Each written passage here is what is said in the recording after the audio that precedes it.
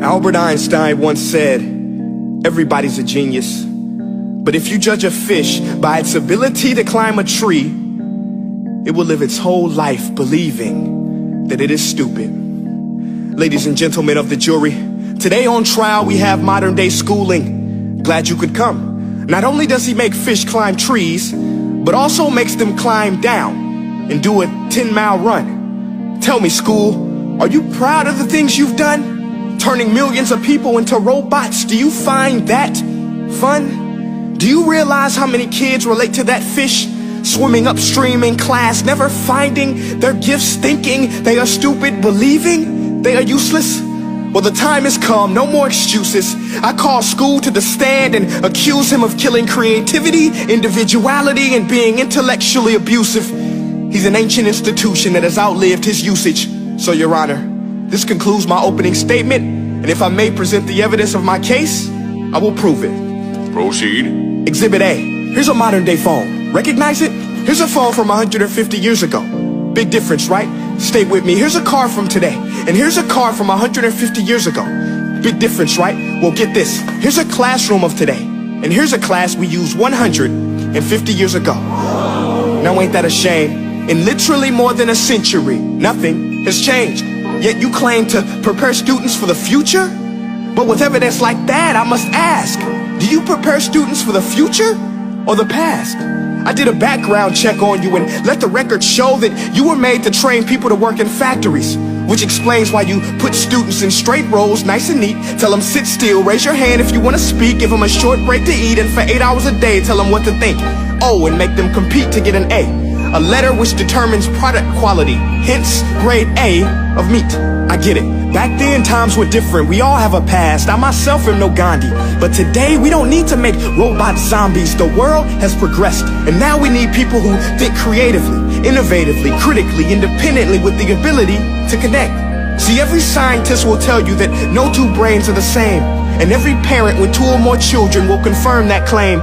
So please explain why you treat students like cookie cutter frames or snapback hats, giving them this one-size-fits-all crap. Watch your language. Sorry, Your Honor, but if a doctor prescribed the exact same medicine to all of his patients, the results will be tragic. So many people will get sick, yet when it comes to school, this is exactly what happens. This educational malpractice, where one teacher stands in front of 20 kids, each one having different strengths, different needs, different gifts, different dreams, and you teach the same thing the same way?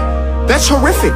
Ladies and gentlemen, the defendant should not be acquitted. This may be one of the worst criminal offenses ever to be committed. And let's mention the way you treat your employees. Objection. Overruled. I want to hear this. It's a shame. I mean, teachers have the most important job on the planet, yet they're underpaid? No wonder so many students are short-changed. Let's be honest. Teachers should earn just as much as doctors, because a doctor can do heart surgery and save the life of a kid. But a great teacher can reach the heart of that kid and allow him to truly live. See, teachers are heroes that often get blamed, but they're not the problem.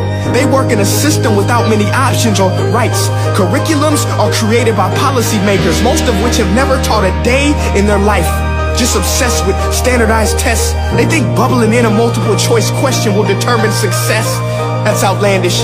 In fact, these tests are too cruel to be used and should be abandoned, but don't take my word for it.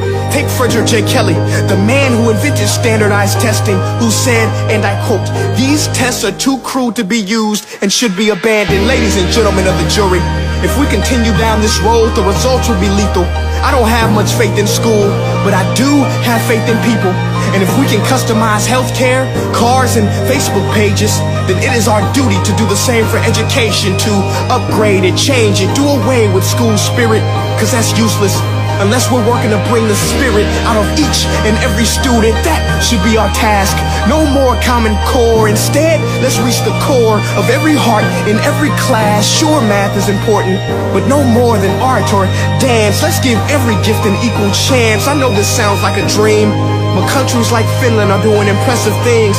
They have shorter school days, teachers make a decent wage, homework is non-existent, and they focus on collaboration instead of competition. But here's the kicker, boys and girls. Their educational system outperforms every other country in the world. Other places like Singapore are succeeding rapidly. Schools like Montessori, programs like Khan Academy. There is no single solution, but let's get moving. Because while students may be 20% of our population, they are 100% of our future. So let's attend to their dreams, and there's no telling what we can achieve. This is a world in which I believe, a world where fish are no longer forced to climb trees. I'll rest my case.